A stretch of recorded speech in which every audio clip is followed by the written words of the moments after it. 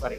Hey there, welcome to Product Marketing Genius. I'm your host, Nitin Kartik. As the best-selling author of Product Marketing Wisdom and one of the top 100 most influential product marketers who's been featured on BBC TV and in Times Square, I know that leaders are lifelong learners. And that is why on this show, we learn from some of the best minds out there. And today, my friends, our product marketing genius is Josh Porter, who is fractional CMO and founder at ThunderWolf Consulting. So Josh, welcome. Please tell us a little bit about your journey. Yes, Nitin, thanks for having me on.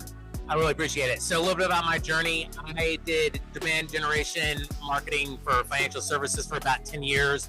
And then the last decade, I was doing product marketing for conversational AI, multiple different startups, and also Google as well. So I started consulting about 6 months ago and doing my own consulting practice, acting as a fractional CMO or fractional product marketer at AI scale-ups, anywhere between 55 to 20 million in annual revenue. Excellent. I love that. So Josh, thank you so much. Now, Josh, we're going to play a game of Would You Rather. So I'm going to ask you 5 Would You Rather questions, and I'd like you to give me 1-minute answers. You ready? Sounds good. All right, let's go. Here we go. All right, first question. Let me get the questions ready here. All right, Josh, would you rather work with a visionary founder or a disciplined operator, and why? I would go for the disciplined operator because I'm more about having structure, having the leadership kind of framework to kind of work through and organize myself under. And so, yes, it's important. There's a place for vision, and you need to go for a certain direction, but execution's also really key. And so, if you have that kind of fine-tuned operator, they don't have to be perfect at it, but somebody that knows what direction to go, how to get there, and what are the main steps to get there, then I find that easier to work with and to be able to kind of plug and play with. So that's why I prefer kind of the more fine-tuned operator. All right, disciplined operator. I love that. Excellent answer. Next question. Josh, would you rather build a beloved brand or dominant revenue engine, and why? Beloved brand, because when you get people to buy, especially in B2B, we sometimes think it's not about emotion, but in the end, people are buying it. And so, but people are buying this particular product and there's some emotion. Most of the time, it's just an avoiding some type of pain. But then when you're able to get beyond just the pain and have something that people resonate with, they're like, yeah, I love this. Like, this really helps me do things a lot better. It's not just avoiding pain, it helps me really get to a place where I want to be. That kind of beloved aura, I think, is important. And so I think the revenue comes after that, because yeah, if you've got some kind of steady stream of revenue, that's great, but how long is that going to last? Why is it going to last? I think being more beloved is going to allow you to have a better reputation, a lot more sustainable way to get that type of revenue. I love that. Excellent. Play the long game and have a beloved brand. Excellent. Yeah. Next question. Josh, would you rather make bold bets or win through consistent execution, and why?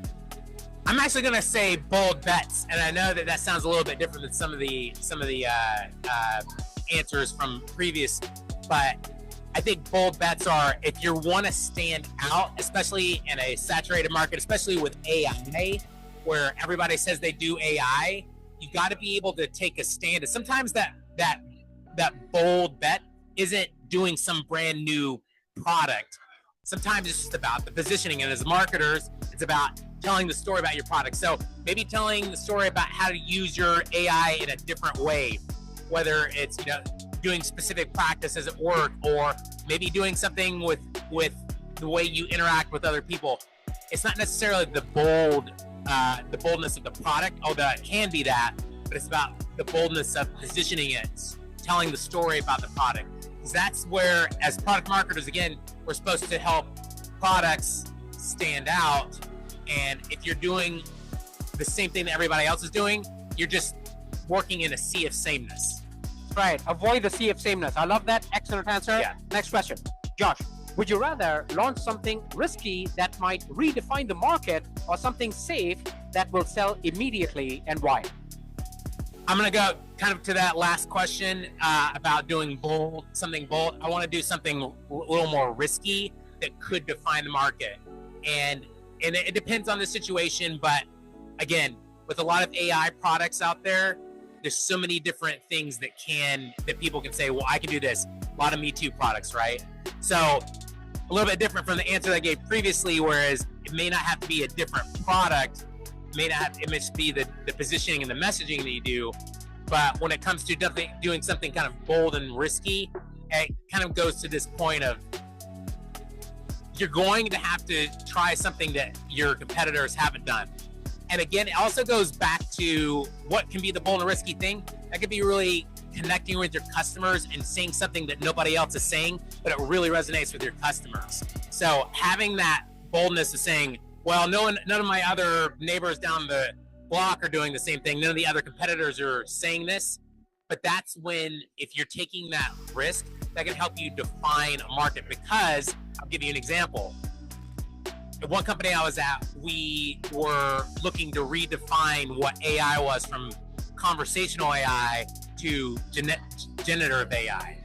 And then another company I was at, we had to reposition from generative AI to agentic AI.